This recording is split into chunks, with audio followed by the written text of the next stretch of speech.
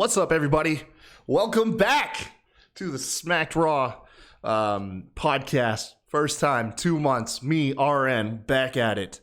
What's going on, dude? Not much. It's okay. I'll carry the enough enthusiasm for the both of us. Man, it's been a while. Right. We took a hiatus, which was supposed to be like 2 weeks, and it kind of turned into like 2 months. But we're back now, so thank you guys for joining us. You're going to notice things are going to be done a little bit different on the show. This is the first one officially back. We are ditching the formula of the daily recaps, where we do a podcast for each individual show of the week. Instead, we're going to consolidate all of this week's wrestling into one show. We're going to cover the highlights and lowlights and skip over all the middle stuff that really is not impactful. And then our other podcast will bring different flavors. Quick rundown. This will be the weekly recap. The girls from Smacked Raw, Katie, Bebe, and the newest cast member, Savannah, they will be doing their own unique show called She Leet. It'll air on Thursdays on Smacked Raw Pod's Twitch channel.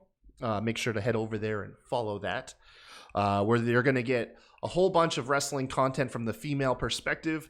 Right. They're going to throw in a little bit of news, a little bit of New Japan. It's honestly probably the most exciting thing we got coming up.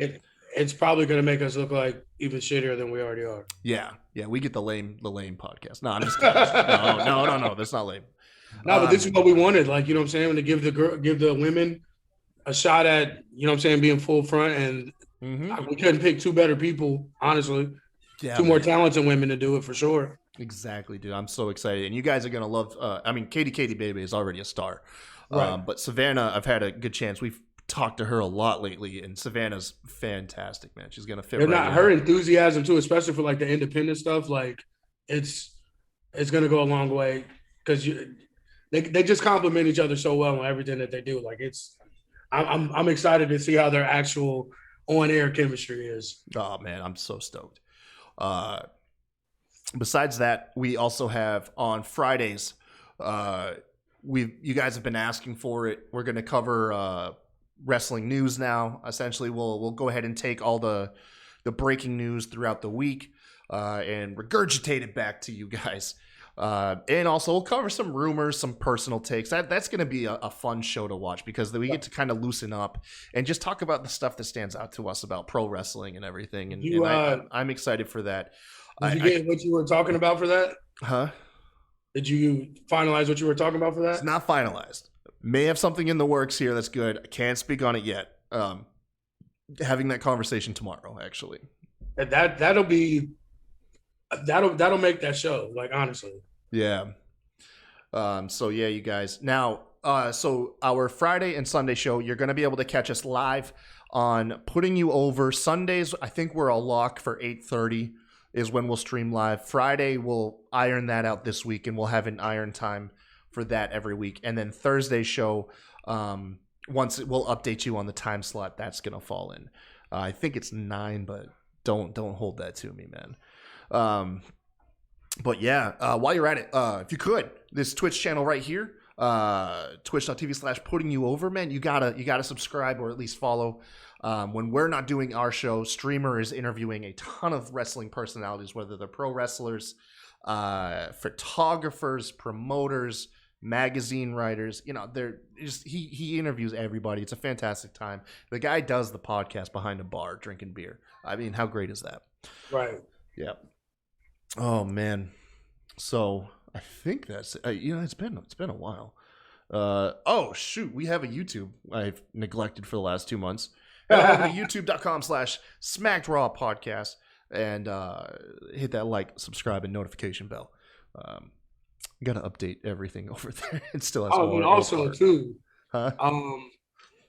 The rants. We're just gonna call it the Mute RN segment. Definitely. I would just use the hashtag Mute RN and give me ideas that you want me to rant about. Oh yeah, I can't wait to have that on our YouTube. All right, Aaron. If we think of anything else we need to talk about as far as Bear with plugging us. and stuff, we'll circle back to it, man. Yeah, we got 2 months of shit we've been building on. We just bear with us. You know what I'm saying? We might in the middle of something stop and plug something. So Yeah, exactly. It's been a while. Um, RN, anything interesting happened with you in the last couple months? no, not really. Starting back up coaching, God forbid. Yeah. What you coaching? Football. I coach third grade football this year. Okay. Um, football. You mean American football, right? Yeah, yeah. Okay, okay. I know soccer is like super popular. I always have to freaking tell now. I can't ever tell. Um, yeah, man. I just went to Maine. I went to Maine.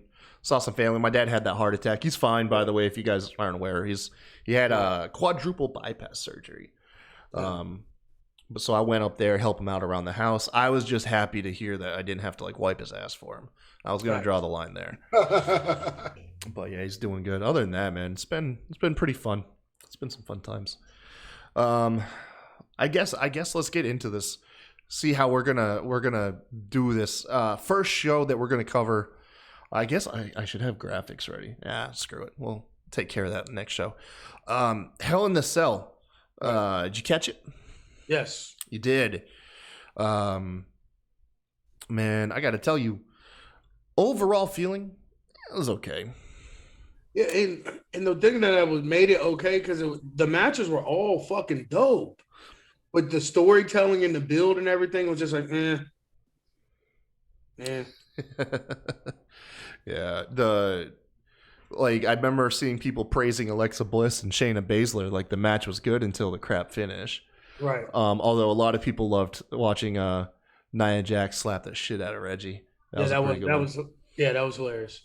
And to me, I guess like, they just bastardized the Cell. Like it's an unnecessary prop. Like you honestly don't need to have this pay-per-view anymore or this match because all it ends up being is a hardcore match.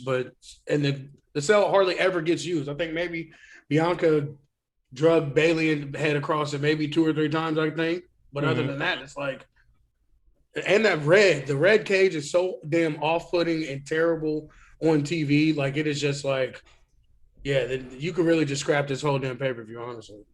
Yeah, what a shame, honestly, that what was once considered the most barbaric feud ending match types WWE could hold is now like it makes you yawn when you hear it. Not to mention like the networks getting involved in this. We had 4 Hell in the Cell matches over the course of 4 days.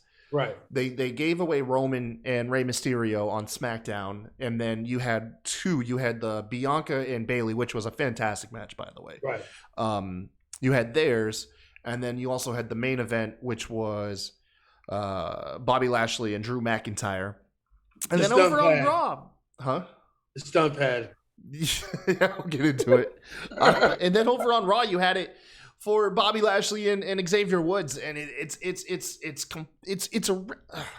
bastardized. They castrated it. My God, just cue the Godfather Marlon Brando meme. It was like, look how they massacred my boy with that match type. And all they need, like, really, and if you're gonna use it that way, just make it normal ass cage matches. And honestly, normal cage matches are more brutal and more violent than Hell in a Cell is. Like it's literally a shell of itself. No damn pun intended. Remember when Braun Strowman threw Kevin Owens off a cage through a damn table? And I think it was on like an episode of SmackDown. Right. It's the craziest damn bump. Yeah, no, it's terrible. I've gone on record saying that Hell in the Cell is my second least favorite pay-per-view of the entire year, next to Fastlane. Those ones I don't like. I know they're objectively terrible, and they have to be because of like the space they are in. So I kind of give those like Fastlane, Great Balls, Nutball Fire, shit like that. I give those kind of like, I don't want to say a pass, but like we know those are going to be terrible. Mines that I hate is Extreme Rules and Hell in a Cell. Yeah, because there's nothing extreme about Extreme Rules, and there is no Hell in the Cell. It's like they are the 2 most useless pay-per-views that we have for WWE. Kyle asks, "Do we think the Hell in the Cell gimmick is dead?" Yes, absolutely. Yeah, absolutely. It's not like it can't be good. It's you have to take it away. Do We you have to remember not see a Hell in a Cell match for the next 2 to 3 years. at least? Yeah, Do you remember? Does anybody remember a Hell in the Cell spot from this past week? crash An pad. actual Hell in the Cell spot, not Oh, something that happened during the match. That's in Hell in a Cell, but an actual Hell in a Cell spot. Does anybody of the four? We have 4 matches.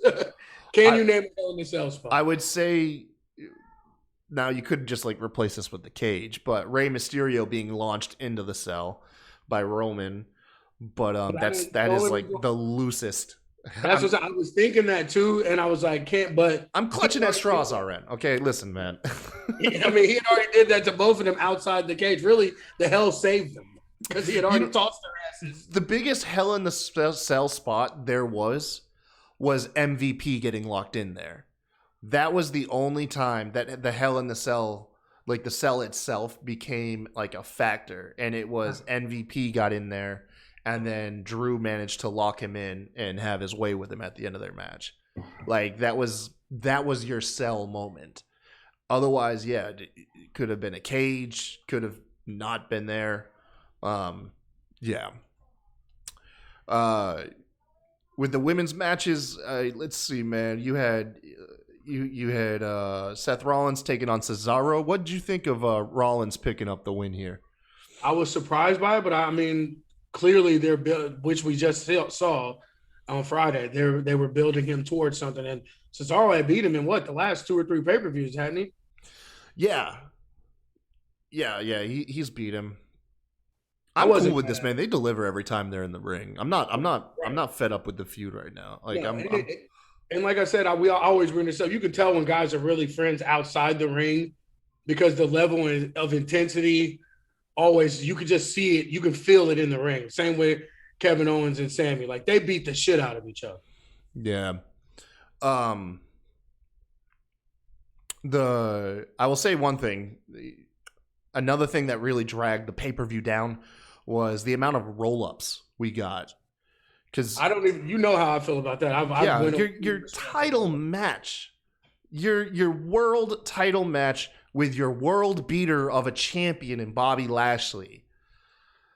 It was a roll-up due to a distraction from MVP, and dude, you could just beat Drew. You couldn't just beat him. You're throwing him in Money in the Bank. I mean, he's beat him before. And and that's another thing too about the Hell in a Cell and everything. Like when the whole point of having that match is it's supposed to be brutal, it's supposed to be devastating. You don't fucking end that type of match with a roll up. Like somebody has to die. Like, you know what I'm saying? Like figuratively, someone has to die. That's the whole point of the Hell of the Cell. It's supposed to be the blow off, the cherry on top on a feud. A fucking roll up is like it's just a continuation of the lazy booking and writing for these wrestlers on this show. Yeah. Match of the night for me was Kevin Owens and Sami Zayn. By far. I love how WWE is like, in case of emergency, break glass, boom, pull out Sammy and Kevin, and those guys will deliver a banger. Like they could have 100 different matches. I mean, they already have. Let's face it, and they make it good. That was a really, really fun match. That was the most brutal match of the week. It was more brutal than a lot of the Cell matches. That's what I'm saying. We had 4 Cell matches, and that match, just a normal ass wrestling match, was the most violent and brutal match out of the entire damn weekend. Yeah. Other than that, man, I'm not gonna lie. Really wasn't into much else. I mean, like I said, Bianca and Bayley killed it. A lot of hair tying with Bianca. Their chemistry is just off the damn charts. Yeah, it's a shame though that Bianca's win was quickly taken away. The very following SmackDown, where out of 4 participants in the mixed match tag match, whatever, Bianca's the one eating the pin in that. Right. That's pretty stupid. And then Lashley, the thing that got the most publicity out of this entire pay-per-view was the hand. So if you guys aren't aware, which I don't know how you wouldn't be, if you're listening to us. There's a spot where Lashley chokeslams Drew McIntyre off the apron through a table. The table's not in frame. He lands on a crash pad. And the camera cuts to Drew too quickly, just in time to see like a lone hand, like a stagehand, from under the ring pushing a broken table out. And yeah. Just don't do the spot, man. Yeah. If you don't want to take the bump, just don't do the spot. I mean, did it add to the match? No. No, man. No. Yeah. It just makes me wonder how many things have we missed. Well, yeah, that was Hell in a Cell. Let me pull up some notes here for Monday Night Raw. Is there anything else you want to cover about that pay-per-view?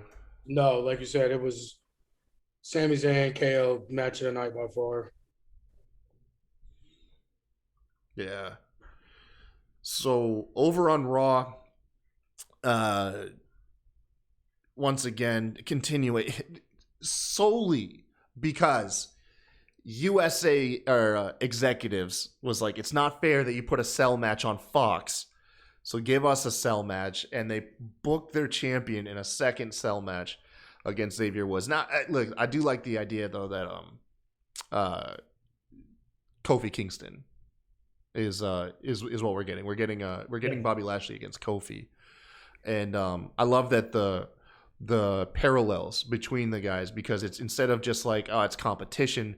The promo that they cut was actually probably the best promo I've heard all week that comes to mind. Right.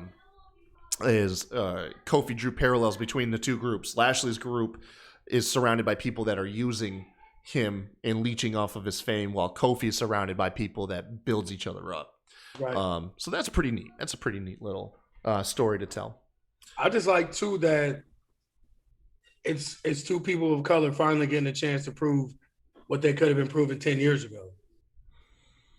It should not have taken that as long as it had for these two men to become world champions. No, yeah. It's crazy with Lashley, especially Lashley, because he already looks like he's literally like Vince's like what a black man should look like. Yeah, I'm not even trying to be funny or like trying to say Vince's race or nothing. I'm just saying like what we've known from Vince McMahon for the entire 50, 60 years of wrestling, his prototypical body type for any wrestler, but definitely a black man, is Bobby Lashley. Oh, man. Oh, yeah. To a T. Literally. But really, any promotion, really. You know, I'm not saying like you have to have giant muscular men, but it's like, dude, if Bobby Lashley walks in the room, you're like, I can use that. Champ. Yeah, right. That's world champ. You know, I can get it easily a world champion run out of that guy and make some money. And that was the thing too with what he had to do. Like I know he left and came back and everything, and he did come back better. But I mean, like even when he was here, like it was the only thing was really holding him back was his mic work. But I mean, you could have put him with anybody and got this same run you're getting right now. Dude, God bless MVP. God bless. They bring him back. MVP then, honestly, as a cameo spot in the Royal Rumble. Right. And that dude started talking to people backstage. And ultimate hustler. Ultimate finesse. Dang, man. Finesse that shit into a whole nother Hall of Fame portion of his career, probably. Dude, absolutely. A lot of people said this week's Raw was good. And I don't know if it's because if you compare it to previous Raws, but I mean, what do we have on here? So I personally, dude, I'm full on the RK Bro stuff. I'm not gonna lie. Let's go. I'm not gonna lie. I'm all in on RK Bro. That's been one of my favorite things that has formed in our hiatus. Right. Dude, their dynamic is so good, and it's cool because not only are we building towards the eventual betrayal, we're also building towards the acceptance first. Right. And them getting title run and everything. Like we could build off of this forever. That's why I like it. And like if you guys don't know, like especially our group chat, like everyone knows Matt Riddle's one of my favorite wrestlers probably ever. And I just hate this stupid stoner shit that they've been putting him with on TV. But all of that aside, like this shit, it just works. Like you don't know why. And sometimes it is just weird shit. Like who would have ever fucking thought putting this idiot with Randy Orton would be magic. Like, and you just want to see it. Like, and that's what I'm saying. Like, and then on top of it, both of them are fucking A+ wrestlers in the ring. Yeah. From borrowing each other's moves and finishing moves. I want to see Randy hit a floating bro. Just one floating Too. bro, Randy. Just one. Just one. Jesus. And like I said too, like this to me is like what's gonna put Rand. This is where we're gonna see if Matt can sink or float, because Randy only did this because he wanted to do this and because he saw something in Matt Riddle. Yeah. Randy Orton doesn't do anything he doesn't want to fucking do. Like they've showed us that. Career, yeah. Yeah. At this point, and Vince doesn't make him do anything. We can all say that and agree that. So for Randy to take this undertaking, to me, it shows me what the Office sees in Riddle and what Randy sees in Riddle. So to me, I'm hoping we get a superstar out of this, like a legit main event star out of this. Matt Ritter's throwing up in the chat, of course. But so the thing that I can't wait to see, and it's what they tease, is Riddle keeps like extending out an offer to be embraced by Randy through, like posing. Like right. He's trying to strike, he'll strike a pose in front of Randy, and Randy will just stand there and not pose with him. And so just to see that moment where Randy agrees and they can pose together. Because essentially he's doing Randy's pose. He's just doing it on his knee and not on the corner. So yeah, I can't wait to see that embrace from Randy, and then give him like a true baby face. Right. True baby face run, and then Randy can do what Randy does best. And honestly, I wouldn't even be mad if they did it the other way and had Matt do the heel turn. No one would see that coming. That's for sure. What else? Oh yeah, Kofi ended up actually beating Riddle in a good match. That was the match of the night for me, I think, was Kofi and Riddle. At least it's the one I can remember the best. You have the tag team division. Viking Raiders won a battle royal. They're gonna, I guess that makes them number one contenders for. Damn, it's bad when you can't even remember who the champs are. AJ and Omos. Yeah, AJ and Omos. That's right. Is this the episode that AJ lost to Ricochet? Was that the last week's? No, I think that was last week. Ricochet and Carrillo had like a double count out. Right. They did have a nasty Spanish fly from the ring apron to the outside, though. That was crazy. Where's Ricochet dressing like Sheamus' little brother? Yeah, it's weird. Yo, what do you? Let's bring up the controversy, man. What are you thinking? Let's hear your thoughts on Jackson Riker and their attempted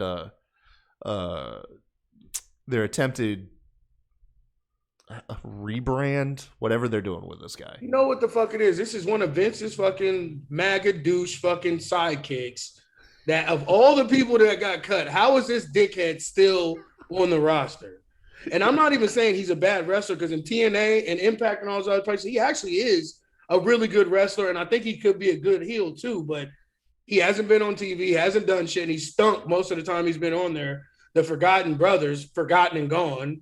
Like, all this is that them trying to rebrand his image after all that shit that he talked this past summer. Like, and it's I'm booing this man no matter fucking what, and it ain't no ironic boo. I'm booing him, the person. The wrestler sucks too, and I can't even really say that. He's a decent wrestler, but as a person, and I'm booing this man no matter what. Boo. They're not even giving, controversy aside, they're not even giving us anything to be excited about. Elias has run away from him 2 weeks in a row. Damn, out of anybody that needed a Hell in a Cell match, it was Riker and Elias, to be honest with you, because Elias's whole thing is he's trying to avoid Riker. But one thing is too, like, they really should have just kept them together. Like, you need tag teams on Raw. But you don't have any tag teams. Like, and that they weren't like world beaters or anything like that, but they actually did look good together. It actually made sense. He'd been coming out with the singing the songs and shit. Like, most dudes like that would have a security guard with them. Like, you know what I'm saying? Like, it actually made sense for once. Like, I don't know why they broke it up so soon, but like I said, it's just them trying to reward the MAGA guy. Like, oh, we're buds. Yeah, I'll take care of you. No, man, get this man off my fucking screen. Yeah. He'll get cheered though, right? Oh, he's gonna get cheered. You take him to a red state, and you promote his military history. Former Marine, You know, man, this dude will get a standing O. Maybe not Oh, a standing O. He'll get boos, they go but to he'll get Louisville. cheers. Yeah, Louisville, North Carolina, Florida, probably all those types of states, Texas, even. Oh, he's gonna get a reaction for sure. It's exactly the same thing they did with Lacey Evans when they turned her face. That was actually at the episode of SmackDown I was at. They just over the PA like 3 different times they crammed down, former military member. Right. And just came out saluting everything and people just cheering, former military. They'll cheer Riker. Don't get me wrong. That dude's gonna get cheers. And like I said, it's smart to play that up because no one's gonna know if you use that, no one's gonna talk shit about that part of his character. Exactly. But that's not the part of his character that's fucked up. It's what he said after he was already out of the military. Yeah, exactly. Oh man. Jeff Hardy and Cedric, man, what's going on with this feud? I don't really. Jeff and both of them. Like, I love Cedric too. I've always have, but he just don't got it, man. I'm sorry. He needed the Hurt Business. Yeah. Him screaming on the mic like Seth Rollins and shit, man. Like, it's just he just doesn't have it. And I hate to say that. And you already know how I feel about Jeff Hardy. Like, that bum should have been off the screen 2 years ago. Like, he's a waste of space. And here's the thing, is you have a bona fide legend. Spees said this on UWO. It's sad that Jeff Hardy is at where he's at because he's legitimately there. It's not like we're some Jeff Hardy haters. It's the way he has been used is WWE just doesn't know what to do with the guy. They do not know what to do with him. That character is dead. It was from the 90s. That rock and roll, emo rocker shit. Nobody does that shit anymore. No one gets it or understands it. And then on top of that, he can't high fly like he used to. So then the guys like us that grew up actually loving him, he can't do any of that shit. So it's like, you got to stop the eyelids open and shit. That shit, I just want to slap him in the face every time. I was never into the face paint. No, it's so fucking stupid, man. Yeah, I was never into the face paint like, stuff. No one knows how to get him. And clearly, when you have a bunch of 20-year-old writers who probably, most of them weren't even fucking alive when Jeff was at his apex, they don't know what to do with this guy. Yeah. There is a rumor out there, which usually is supposed to be reserved for the other show, but anyways, might as well talk about it, is they got something for when live crowds come back. If it's literally just his old entrance music, what rumor is they're holding off for live crowds to do something with him. And that's the shitty part of where we're at the last 2 months is you can sum it up is we're at that period where we're end of Thunderdome / pandemic past like no fans era, and we're about to go back to live touring in front of fans. So it's like we don't want to give away too much stuff that because we finally have an opportunity to get. Is that really an excuse for Jeff Hardy though? Like, come on, there's nothing they can fucking do for this guy. Like, I don't know, man. I think there's something there. I mean, look at Matt. Matt looked dead in the water when he originally left WWE, and then he became the face of Impact. Granted, he ain't doing the best now, but but he actually had another character and 2 or 3 different characters to build off of and to use. Jeff Hardy has been Jeff Hardy his entire fucking career. Yeah, WWE doesn't have the best track record of letting nostalgia guys try new stuff. They kind of like to pigeonhole you into nostalgia. No, but honestly, like the type of person and the character and shit he is, like I wouldn't mind them throwing him with the Fiend, like not necessarily as an opponent, but somebody, you know what I'm saying, that the Fiend's. You could get some creative matches out of that. Actually, I like that, man. Jeff Hardy and the Fiend? Yeah, like it started off like them against each other, but then turn it into the Fiend finally convincing him like, hey, these people have been shitting on you for years. They keep bringing up your past mistakes. They don't give a shit about you, Jeff. Come to the dark side. You know what I'm saying? And build off of that. Like, I've been thinking about that for a while. Like, especially with all the stupid-ass face paint and shit. Give him a fucking Fiend, a version of his face paint, but like a Fiend mask. Like, you know what I'm saying? Like, there's different shit. There's things you can do with Jeff Hardy because he'll still take a bump, too. Yeah. So, like, there's literally things you can do with him, but you can't keep trotting out this 2000s version of him that he can't be that version because his body won't let him. And we got it at the WrestleMania. He built himself up for that big match at Mania, but the grueling schedule. There's just no way around it, man. Like the way I said, tear, when you got 20-year-old kids in the writing room that weren't even alive when he was at his best. Like there's gonna be a disconnect there. Yeah. No. I wouldn't be surprised if Cedric pops up on one of these cuts in the near future. Yeah, I don't know what It else you would can not do. shock me. I mean, he's got big swole over in AEW. My Yo, thing is like how just imagine that house of how your wife could be that charismatic and you have nothing. You know who runs the fucking who wears the pants in that relationship. oh my gosh. Yo. You know who's the simp in Yo, that. Big Swole is the shit though too, man. Yes. I love Big I Swole, bet you man. WWE is kicking their fucking self in the ass like we picked the wrong one. You took the wrong one, man. Damn it, we were in the right house. We just got the wrong person. Yo, so this was the episode. You know what I just realized? I'm looking at the wrong fucking week for Raw too. Doesn't even matter. But this was the episode of Raw where yeah, no shit, I knew that battle royal happened earlier. Fuck, man. What? No, but this was the episode of Raw where we got Nikki Cross and the superhero stuff. With the stupid ass superhero costume.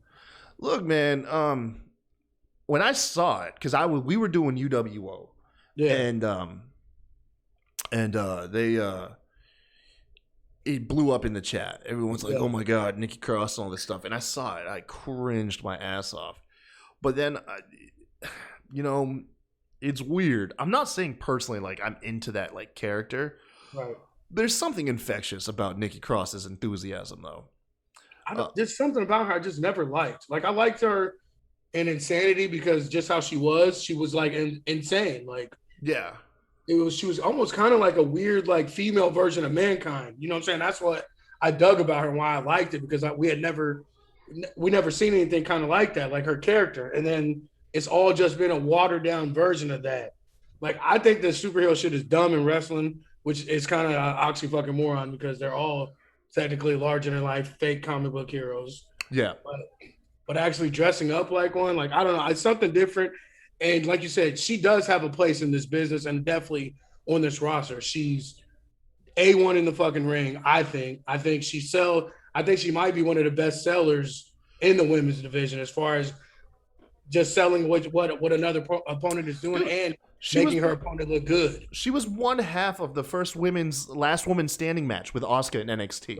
Right. They say that took place on, I forget who it was, like the first one on main roster, but no, she was part of the very first one in WWE.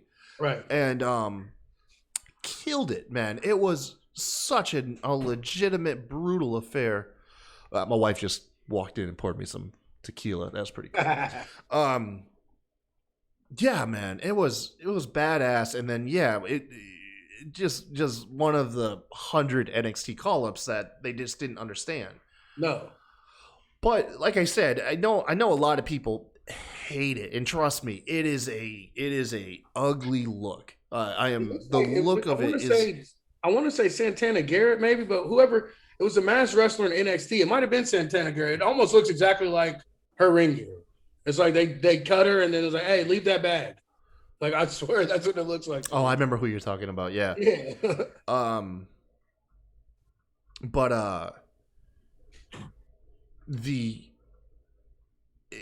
like I said, afterwards, I'm looking at her social media posts and I think about her character, and I actually watched it. Because I watch Raw on Tuesdays now because it's so much easier on the USA app with no ads. Oh my god, it's so much easier to get through that shit. But I'm not gonna lie, man. Like I said, her enthusiasm is infectious, and if she's truly like into this character, like she wants to give it her 100%, I can have a little bit of patience and I just don't think they will.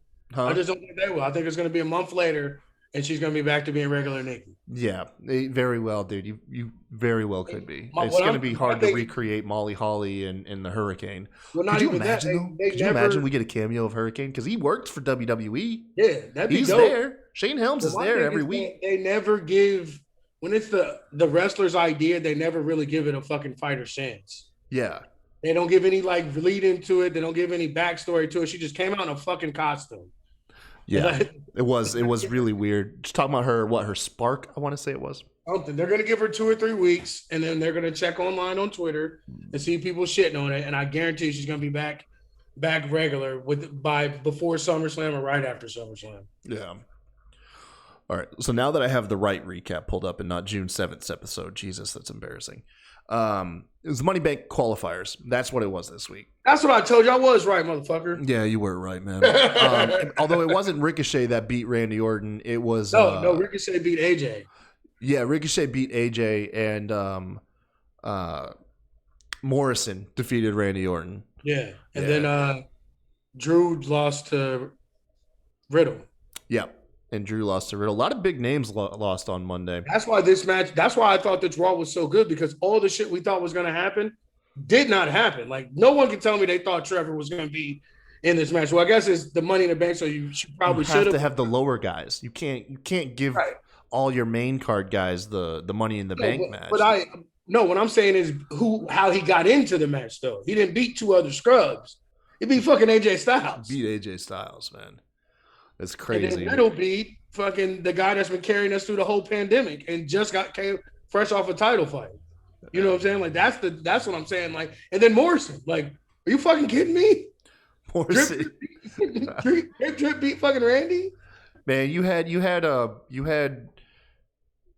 AJ, Jesus, The Miz interfere with the dripstick. By the way, I hate the fucking dripstick. I love it, dude. It is so cringy to me. Just some like half-ass super soaker. But anyways, the sight of Riddle coming down on his scooter to chase the Miz in a wheelchair, which should honestly be full on like terrible cringe. I just loved it, man. It was fantastic. My thing is too is like, Randy, why would you get fucking mad? He's coming to help you, and they've been double teaming you and trying to fuck you over to lose this match. Like, you should be happy he's there to help you. Like, some of those things like that like always piss me off. Like, they're in a tag team. They got a blossoming relationship. Why would you be mad when your partner comes down to even the score? And why would it distract you that much to get rolled up? It was just it was lazy as shit, and it could have been they could have done any imaginable things to make that better. But like it little shit like that, just like why? That doesn't make any sense at all. Like, why would he be mad? The sight of Riddle being heartbroken that Randy was mad at him too. Right. Just pleading with him, Randy. Oh, it was fantastic. You going to bed, boys? Yeah. Night night, boys. Love you. I love you. Okay, get out of here. I'm doing a show. I love you. Don't look at me like that. I'm sorry. I love you, but get the hell out. Yeah. So the whole, and then I think we'll talk about the last thing here about Raw is this Eva Marie and Piper Niven / Doudrop. Yikes. So look, this is a time where us smart marks on the internet needed to shut the fuck up. Yeah. When the news broke that Piper Niven's name was changing to Doudrop, everyone lost their shit, including myself. This is stupid. How do they act like they don't know what her name is? Come to find out, it's all part of a story. Piper Niven's I don't care about any of that. I just don't give a fuck about Eva Marie. Like, yeah, but I mean, with like I said, in the regards where there was so much outrage when they learned that her name was going to be Doudrop, everyone thought it was a classic WWE just rebranding somebody for the sake of rebranding, when it's actually Eva Marie abusing Piper. Right. And as Piper's about to announce herself, Eva Marie coins her as Doudrop, which we know is not her name. That's about as far as like the criticism as I can take. Otherwise, it's pretty bad. It's already kind of bad. I mean, what do we expect? She's not good at wrestling. I mean, she's proven that numerous times. So we'll see. We'll see. She's the most hated wrestler that can't wrestle. All right, let's go ahead. I can't think of anything else about Raw. I'm looking at it. You know, it had good matches. The right. Qualifiers were a lot of fun. The pointless Hell in the Cell at the end. Yeah. So, I guess in Charlotte and Rhea are gonna keep fighting forever too. Apparently, God damn it. I'm so fucking over Rhea. I don't even care. I totally forgot about that shit. That's what I'm saying, man. That's what I'm saying. NXT recap, man. So this for you fans, anybody listening, this is where I'm gonna be the most out of touch. I haven't really watched NXT for the last year outside of like takeovers and maybe like a big moment here or there. So I went into this episode very fresh, and it turns out some people on it were already released. Who were you guys were talking about, like you were calling them like the fat young bucks, which by the way is very mean. It's very mean. Not fat young bucks, fat bucks. Whatever. Ever rising. Who were these people? Were they really just knockoffs?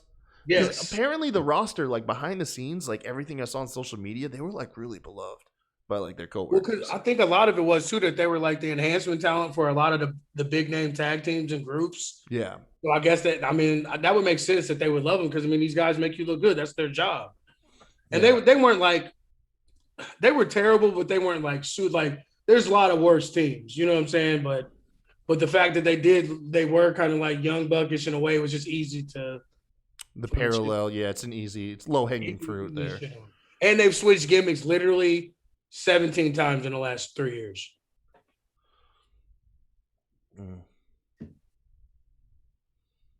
Sorry, looking for some credible note source. I was gonna have this all prepped today, but work kept me late because I had a ton of late customers, so I was late coming home, and I didn't really want to push the show back, so that's why I don't really have all my stuff in front of me. Just go to Bleacher Report; they got the best one. Bleacher Report, I think that's where I'm at actually right now. I'm at Bleeding Cool. It has enough stuff. So apparently I missed the opening, which everyone was saying was a repeat of the John Cena Ruthless Aggression. Yeah. Did he actually slap Adam Cole like Cena did? Oh yeah. Oh yeah. So we just remade the whole moment. Damn near, yeah, but it was worth it, and it was actually a dope ass match. Like if they don't screw this up, they got a star on their hands. Okay. He's got charisma. Like he's decent on the mic. He's way better on the mic than he should be for where he's at. And every match he's had so far has been a fucking banger. Yeah, because I tuned in. I think I was halfway through the match, and yeah, they were going, man. They were going pretty good. Samoa Joe, the Enforcer, loving that. Right. What's going on? So I'm noticing the stuff with that's going on with Gargano. Is this dude babyface heel? Like, what the hell's going on with his?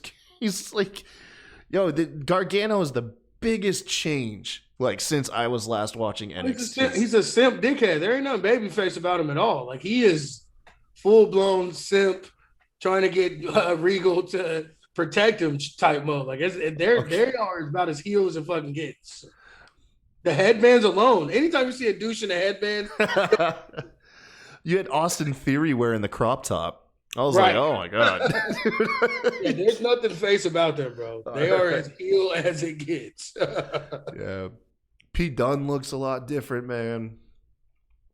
Yeah, it was interesting. Now I gotta say, like, so first impressions, I've LA Knight, yes. Money.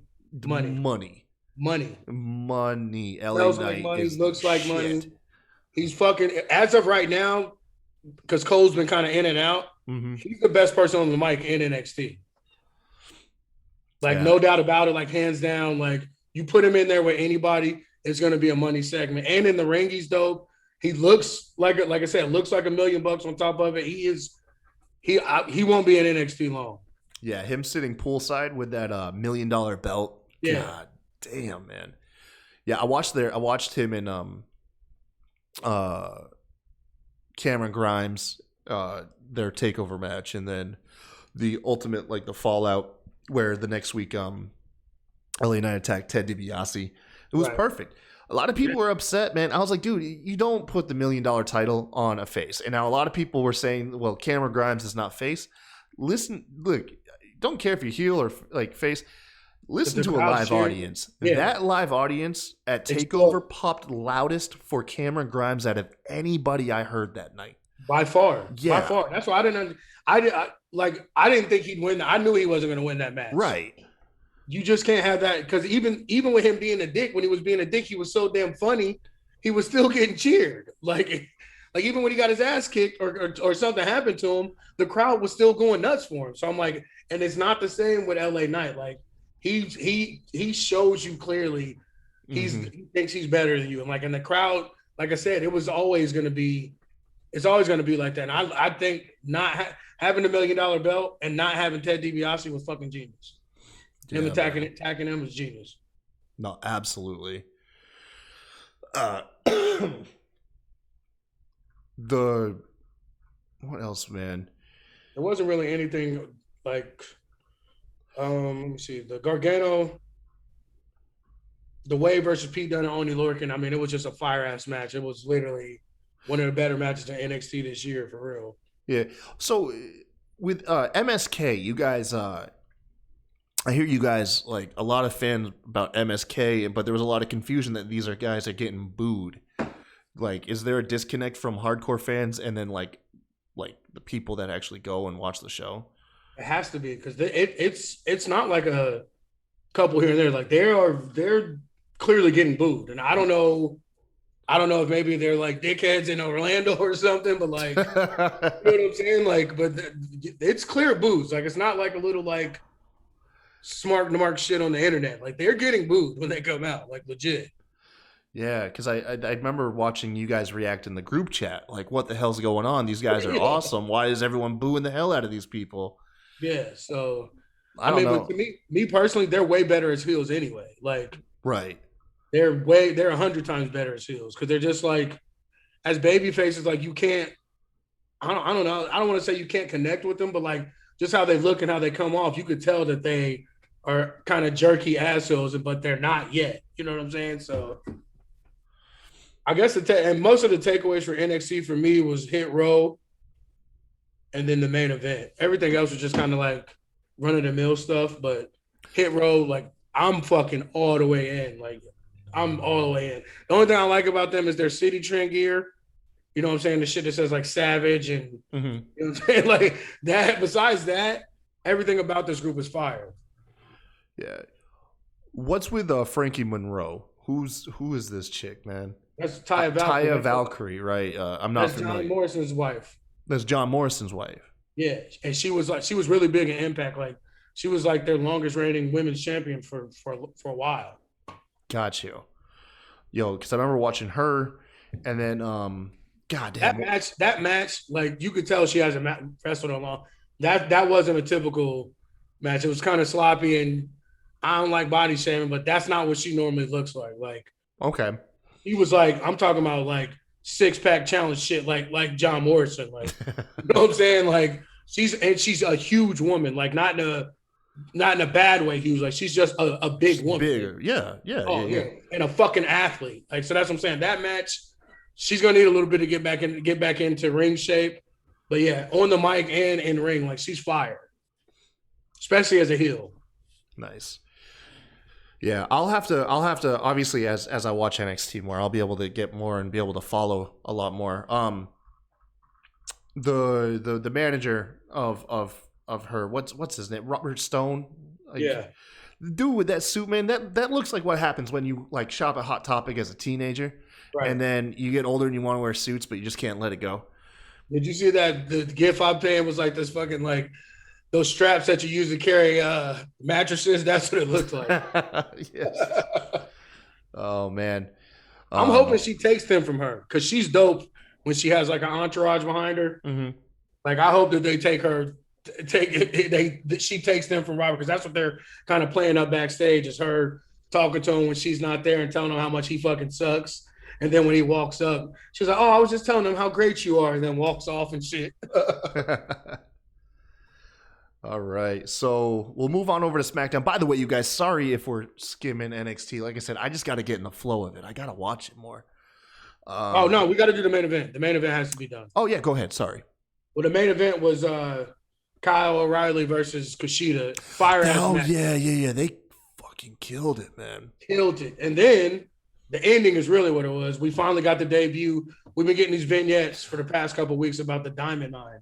Yeah. We finally figured out who it was, and they finally debuted. So the Diamond Mine, that's Roderick Strong. I'm familiar with him. Roderick Strong, Tyler Rust. Who's the other guy? Roderick Strong, Tyler Rust, and then a Japanese wrestler that used to wrestle in WWE and just came back. They just re-signed him last summer, I think. And then Yeah, Malcolm I'm pulling it up right now. And then my guy Malcolm Bivens. I fucking love him so much. Malcolm Bivens. Who is that guy? That's I see him all over Twitter. It's Stokely Hathaway. He used to be in Evolve. He was like he was a manager in Evolve. And Hideki Suzuki. Thank you, Kyle from Apron Bump. Helped me out in the chat. Yeah, he helped us out in the group chat. We were trying to figure out who it was.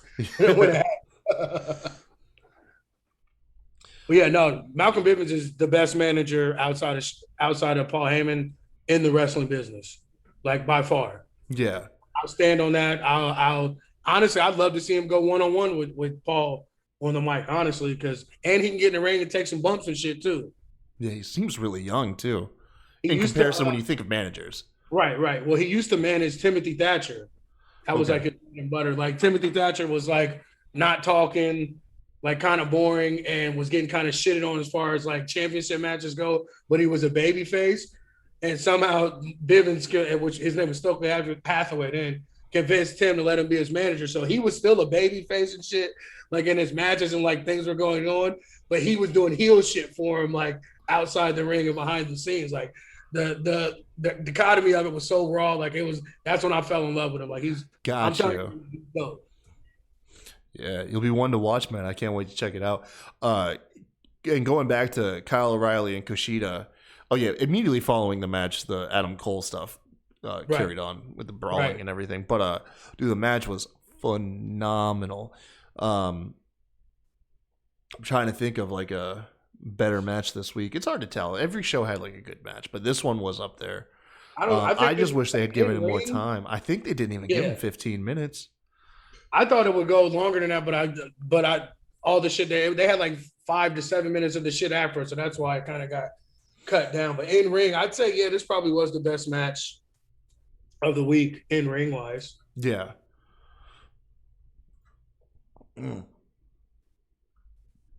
Sorry, I just got like a lump in my throat.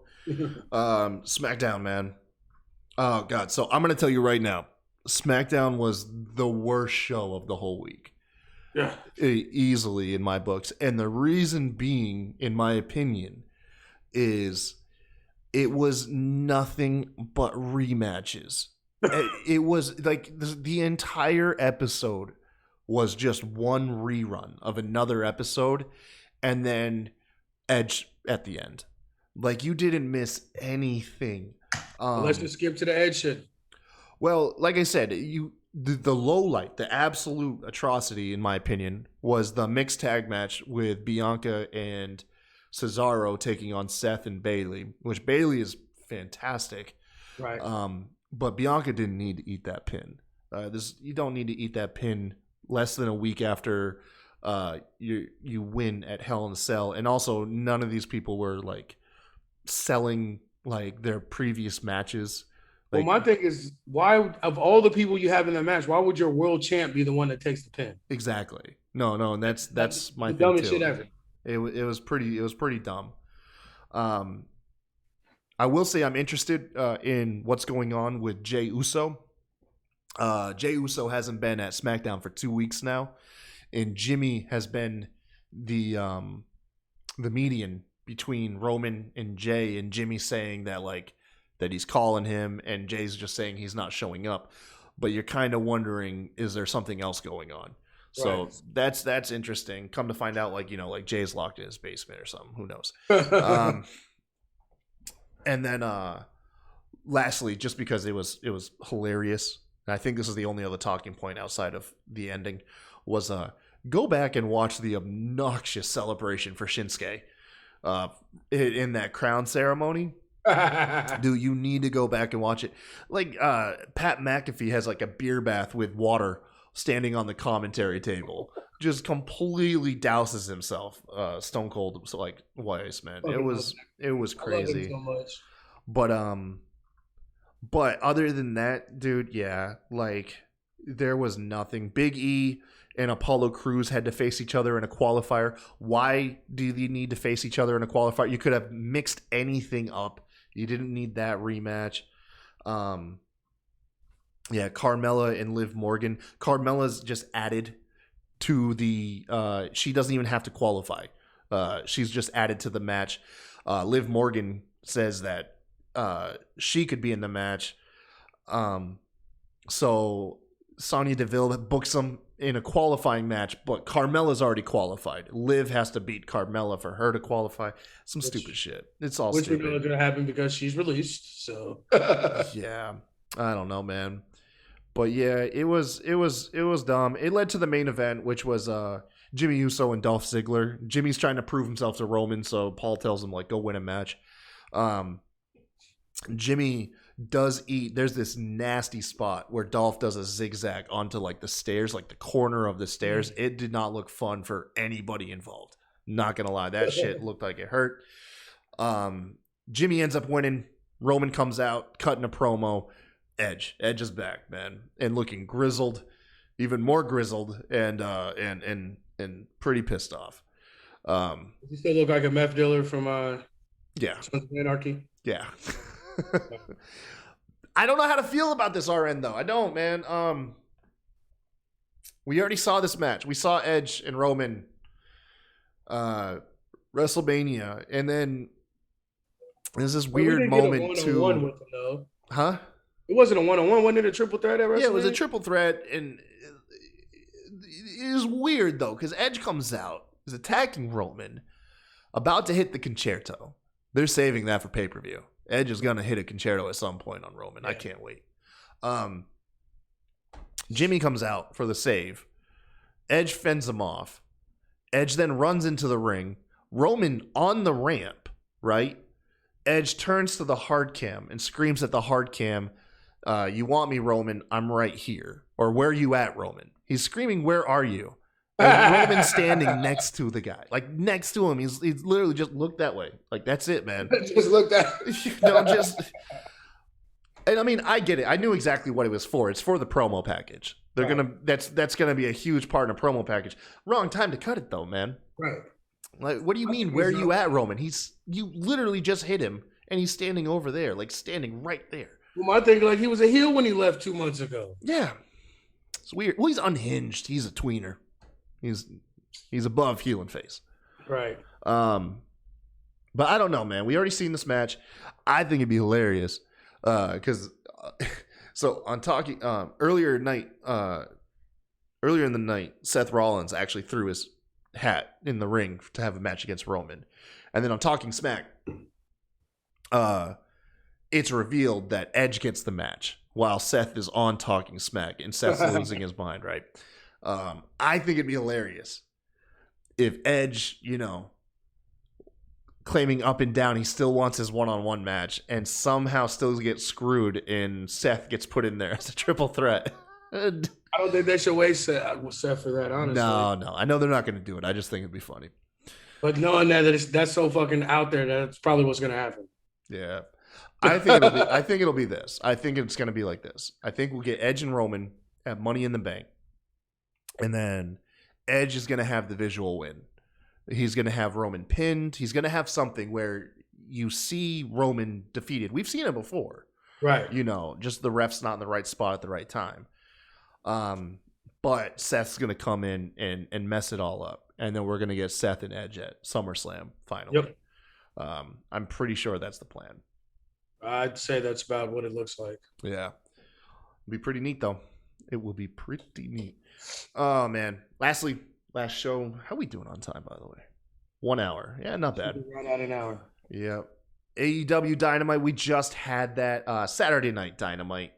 I got through half of it. I didn't get to finish the last maybe 30, 40 minutes of it. Okay. The main event was good. I think stuck out to me was Roman's promo. Or not Roman, excuse me, Miro's promo. What the hell was he talking about? Did I miss something? Yeah, I think it was he essentially, a lot of people are drawing parallels to like Seth Rollins' Messiah gimmick. Right. He's kind of like God's chosen one. It's kind of what he got away with his promo. All I know is the man sounded terrifying. Yes. I would never want that man talking like that about a fight I'm about to be don't understand how these idiots let him get away. Jesus Christ. Jackson Riker is still in WWE. And Miro's in A. He was also referencing Lana some more. Yeah. Talking about he needs to protect his wife. Right. How could you be mad at that? Guy's virtuous, and he wants to protect his wife. He's a bad. There's no, like, the only thing that kills me with him, because he should be a face, because he's the total fucking package, but he's so much bigger than everybody he's going to face there. Like, it's not going to be – it's kind of like with Brody. Like, yeah. He has to be a heel because he's so much bigger than everybody else there. Yeah. Oh, you talking about physically?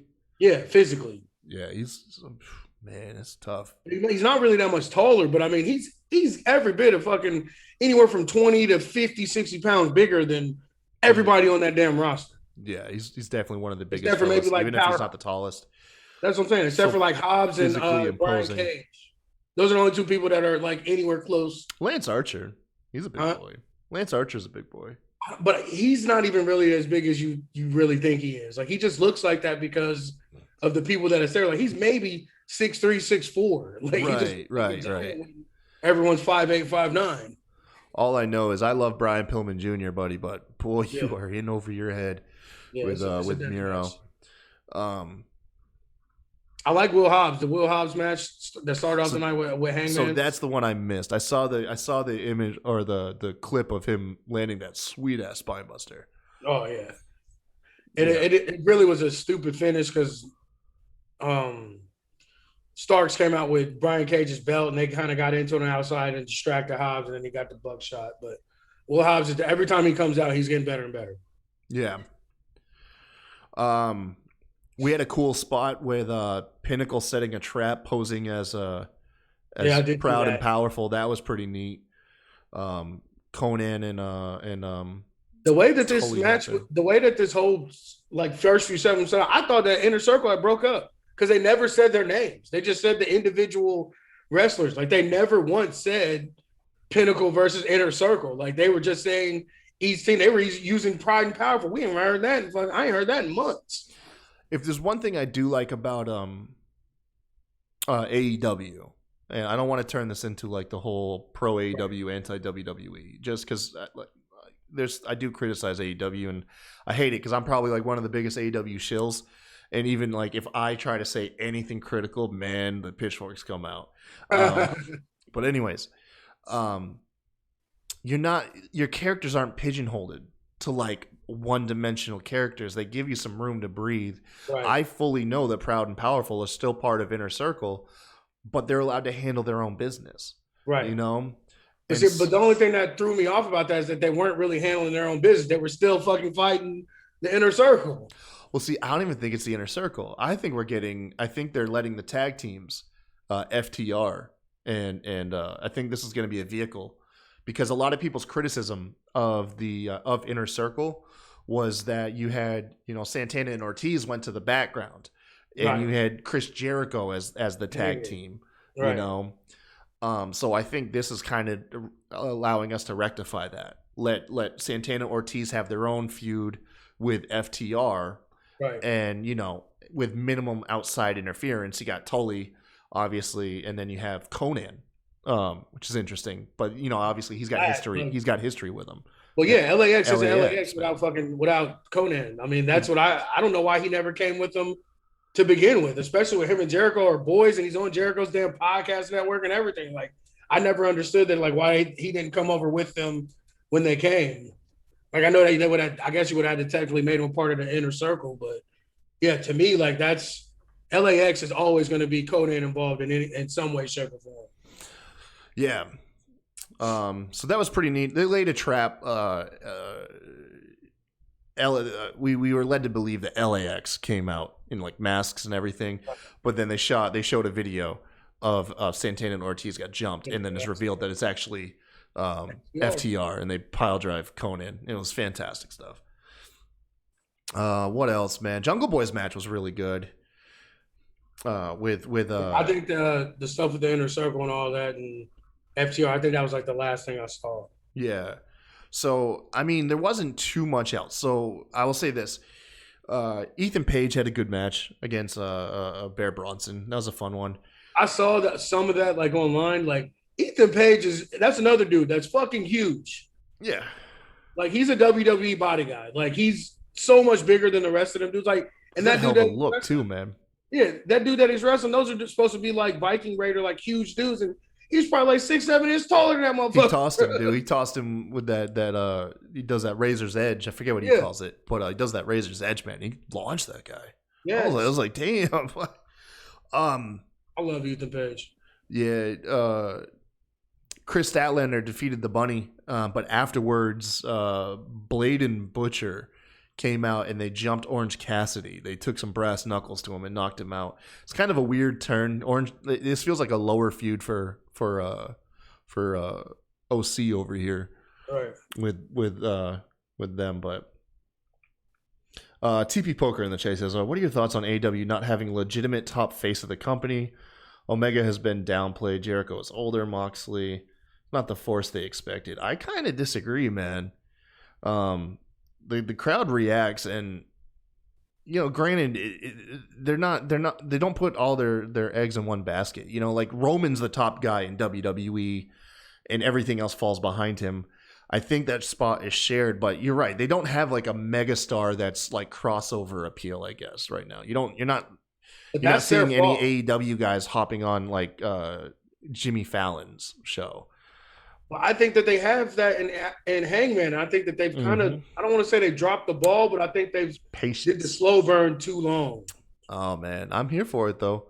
Where he has to be the one to take the belt off Omega. Like he has to. Yeah, absolutely. It is kind of weird how they do their storytelling. Like portions of it is on being the elite. Right.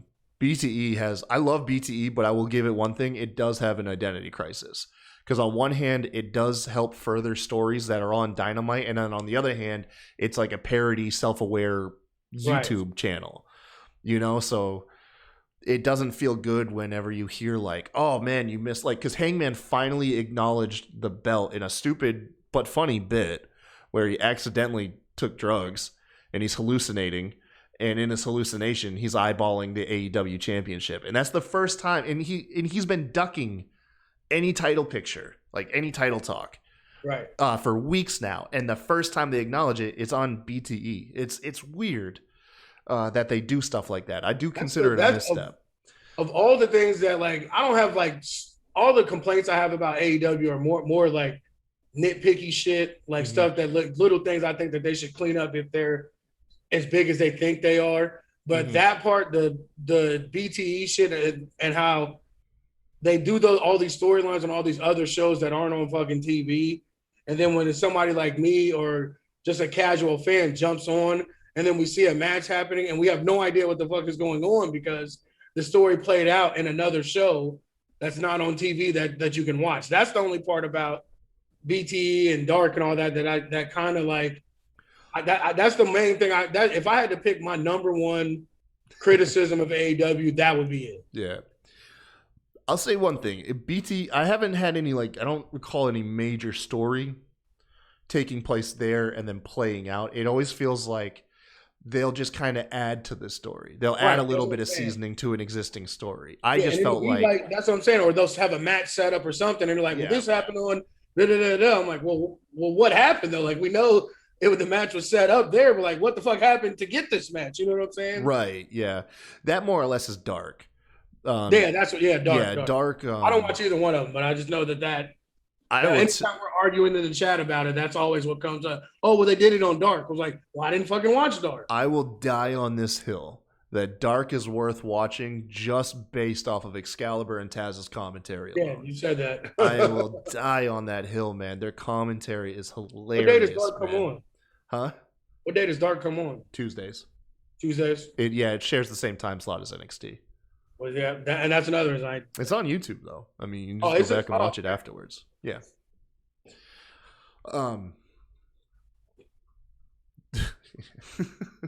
I'm sorry, man. It is good though.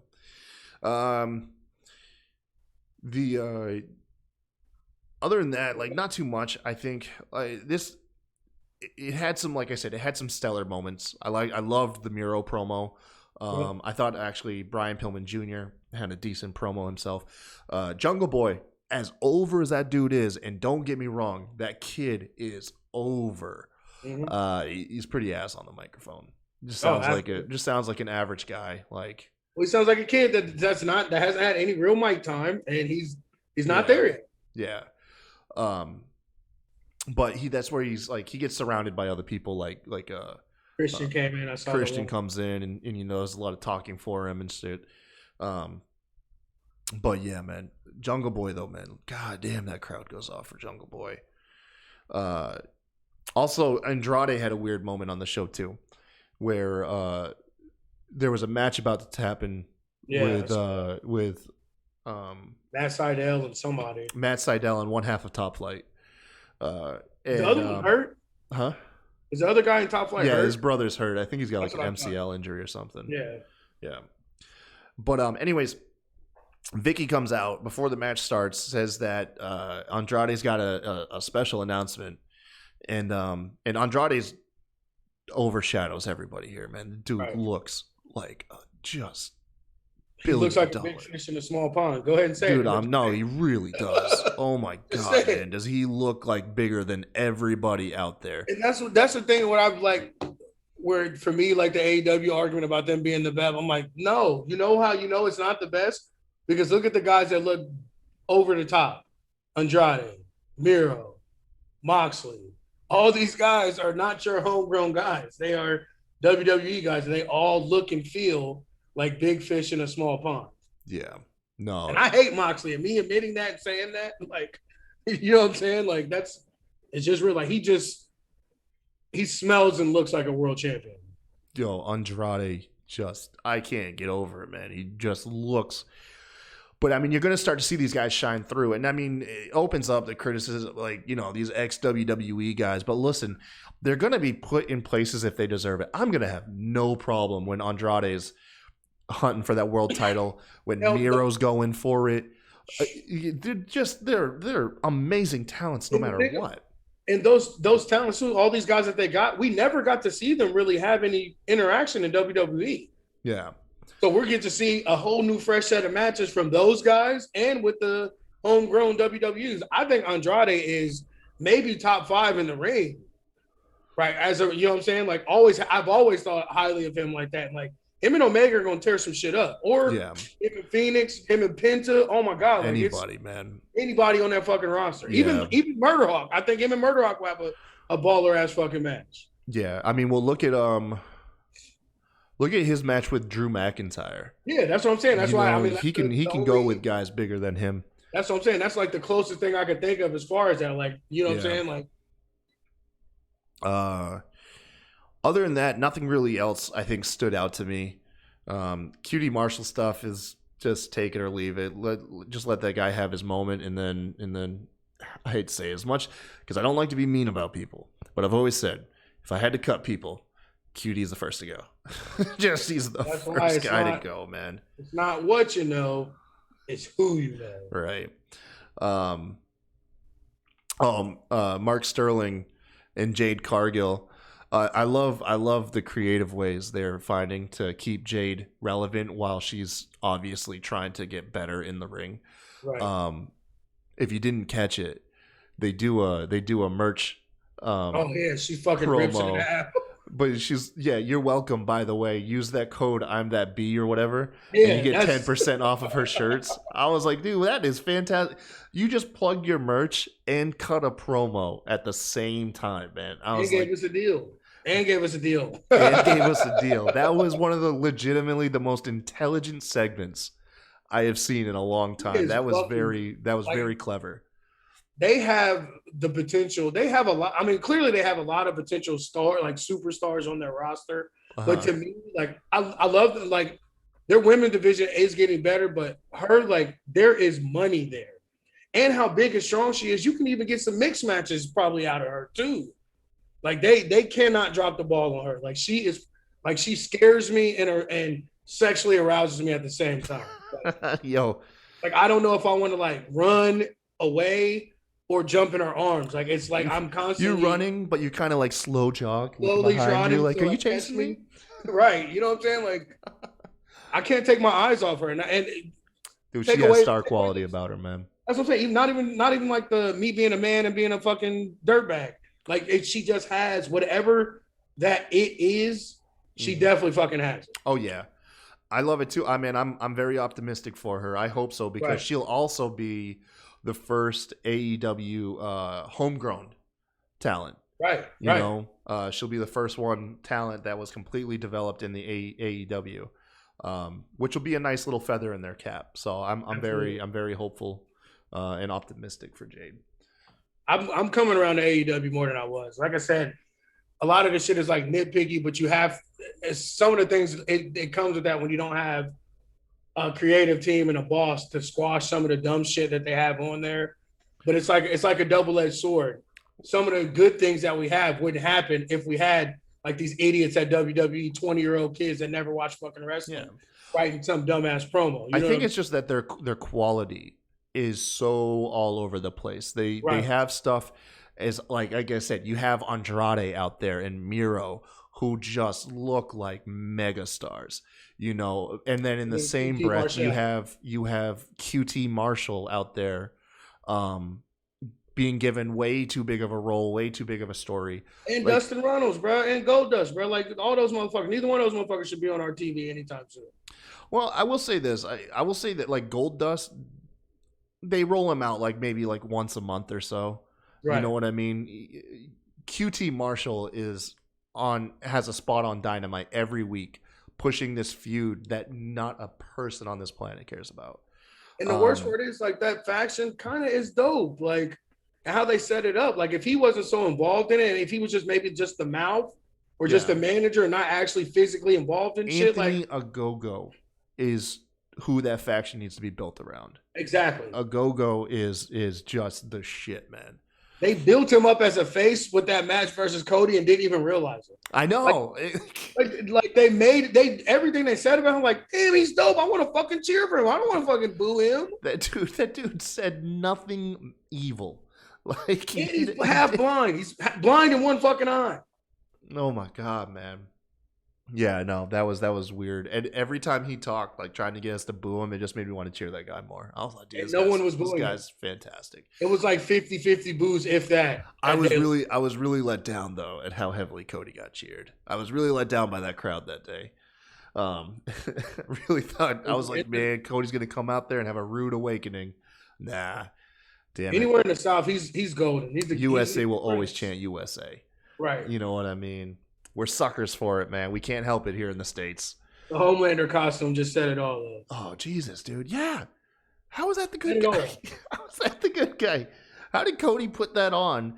You know someone had to tell the man, like, dude, you look like Homelander. Oh, is he a cool superhero? Like, no, he is like one of the most evil, vile villains. Ever. And Cody's like, all right, yeah, this looks good on a good guy. Like, how did somebody not tell him? Like, I don't know, man. You know there's no one around him telling him what he needs to hear. Oh, man. Maybe not. Who knows? All right, man. That's going to be our show for tonight, man. Thank you guys for joining us. It's our first show back in Jesus ever. This is crazy.